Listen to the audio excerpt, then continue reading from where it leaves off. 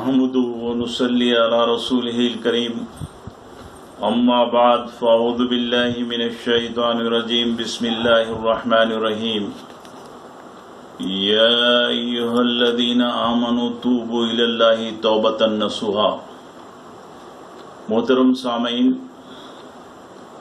اس سے پہلے پارٹ 1 میں سچی توبہ پر کچھ بات کی گئی تھی، اور پھر اس مختصر سے وقت میں اس کے طریقہ کار پر بھی سماعت فرمائیے۔ طریقہ کار جاننے سے ہم میں صحیح معنوں میں توبہ کا طریقہ سمجھ میں آئے گا۔ اللہ کے رسول صلی اللہ علیہ وسلم کا ارشاد ہے، یہ مسلم کی حدیث ہے جس میں اللہ کے رسول صلی اللہ علیہ وسلم نے صحابہ سے سوال کیا کہ میری امت کا مفلس کون ہے؟ تو صحابہ نے جواب دیا کہ ہم تو اسے سمجھتے ہیں جس کے پاس درم و دینار نہیں ہے۔ تو اللہ کے رسول صلی اللہ علیہ وسلم نے فرمایا، خوب اچھی طرح سنیے، کہ میری امت کا مفلس وہ انسان ہے جو نیکیوں کے دفتر کے ساتھ حشر کے میدان میں آئے گا، مگر جب اس کا نام اعمال چیک کیا جائے گا تو اس نے کسی پر ظلم کیا ہے، کسی کا مال ناحق کھایا ہے، اور کسی کو ستایا ہے، اور کسی کے ساتھ ناانصافی کی ہے۔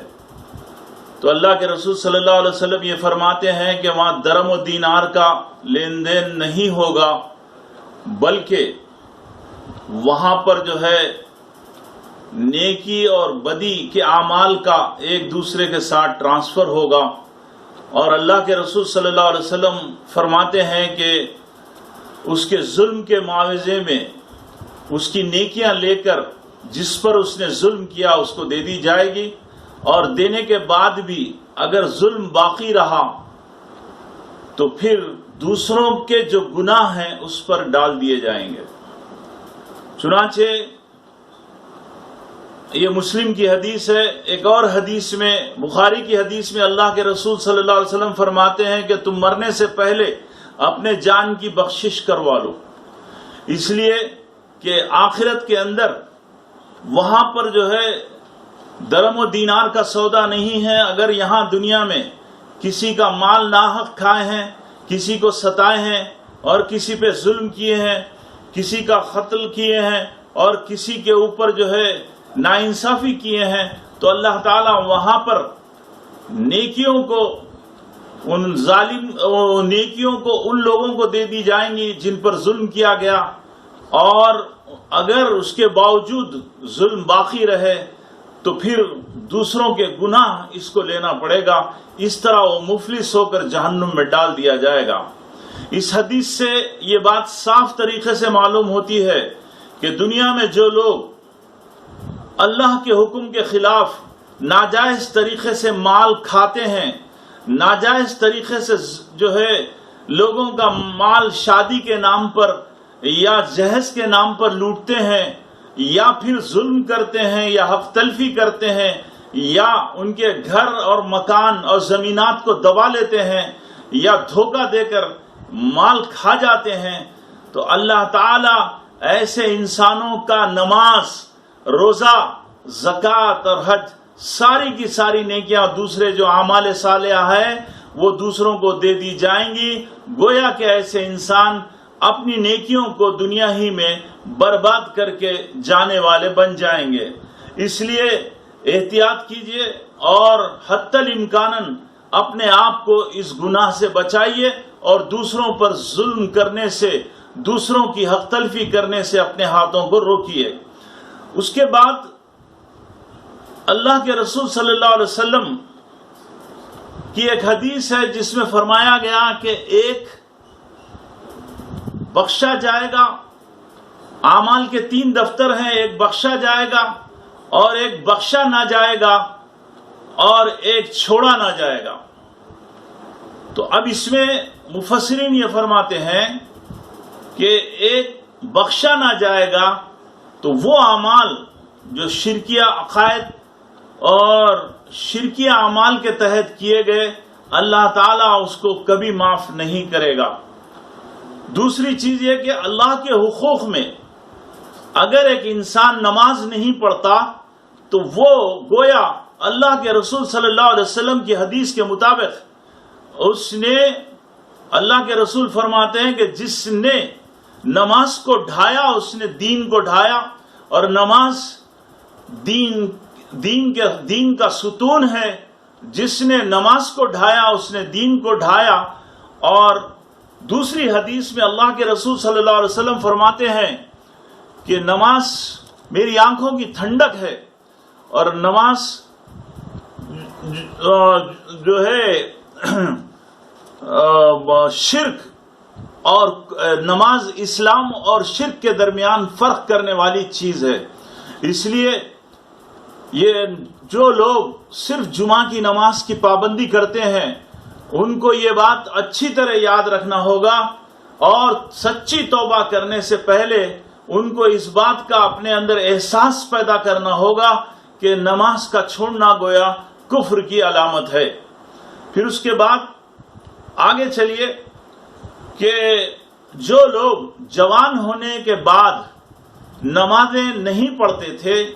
اور نماز چھوڑ دیے تھے، اب ان کو سچی اور پکی توبہ کرنے کے لیے ان پہ یہ لازم ہے کہ وہ اپنی نمازوں کی قضا آہستہ آہستہ شروع کریں، اور ہر نماز کے ساتھ ایک نماز کم سے کم قضا ادا کریں، اور عصر کی نماز سے پہلے عصر کی ایک قضا ادا کر لیں۔ قضا نماز کے ادا کرنے میں صرف فرض نماز کا ادا کرنا کافی ہے، اور عشاء کی قضا ادا کرنے کے لیے عشاء کی فرض نماز کے ساتھ وتر کا بھی ادا کرنا لازم ہے۔ اس کے ساتھ ساتھ اگر جوان ہونے کے بعد، روزے فرض ہو جانے کے بعد اگر کسی انسان سے روزے ترک ہوئے ہیں تو کم سے کم ہفتے میں ایک مرتبہ اپنے روزے کی قضا کرتے رہیں اور اپنے روزوں کو مکمل کرتے رہیں۔ اسی طرح زکوٰۃ کا معاملہ ہے کہ اگر صحیح معنوں میں حساب کر کے آپ نے زکوٰۃ نہیں نکالی تو جتنی بھی آپ خیرات کریں گے، اور جب بھی خیرات کریں گے تو زکوٰۃ کی نیت سے خیرات کرتے رہیے، اور پھر جو کچھ بھی زکوٰۃ پچھلے دنوں میں نہیں نکلی آہستہ آہستہ ان کو جو ہے ان کو ادا کرتے رہیے موجودہ زکوٰۃ کے ساتھ۔ رہا یہ کہ جوڑے کی رقم، تلک کی رقم اور سامان جہیز، یہ اس وقت امت مسلمہ کے اندر ناسور بنا ہوا ہے، اور ہزاروں لاکھوں لڑکیاں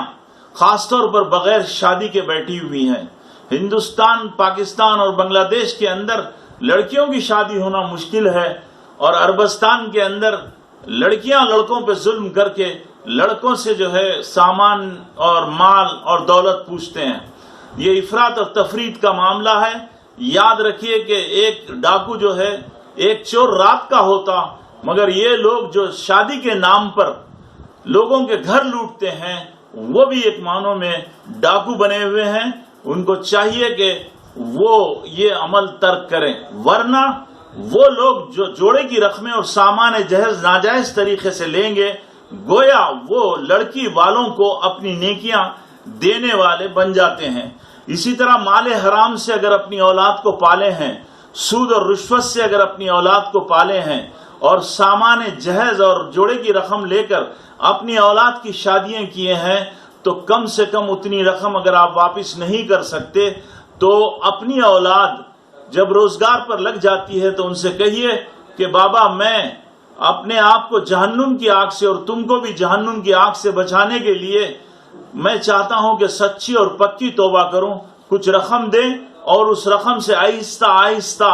لوگوں کو ان کا لوٹا ہوا مال واپس کرنے کی فکر شروع کریں۔ اسی طرح عام طور پر جب طلاق ہو جاتی ہے تو موجودہ زمانے میں لڑکی والے خاص طور پر لڑکے والوں کو ستانے کے لیے ڈوری کیس، جھوٹا مقدمہ ڈال کر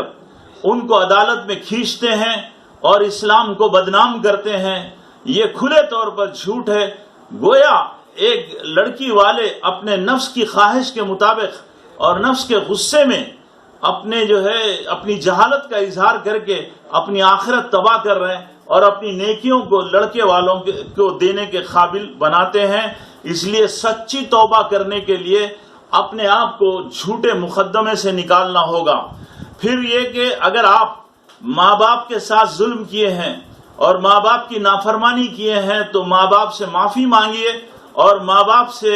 اور اپنی اولاد سے اور اپنی بیوی بچوں سے ان کی عزت افزائی کروائیے اور ان کی اوبیڈینسی کرا کے ان سے کہیے کہ جو ہے اگر وہ معاف نہیں کریں گے تو ان کی آخرت تباہ ہو جائے گی. بالکل یہی حال ساس اور بہو کا ہے. اگر ساس نے بہو پہ ظلم کیا ہے اور بہو نے ساس پر ظلم کیا ہے تو دونوں کو ایک دوسرے سے معافی مانگنا چاہیے اور دونوں کو اپنی آخرت سنوارنے کے لیے دنیا ہی میں اپنے آپ کو جو ہے اس گناہ سے بچانا چاہیے. بے پردگی اور فضول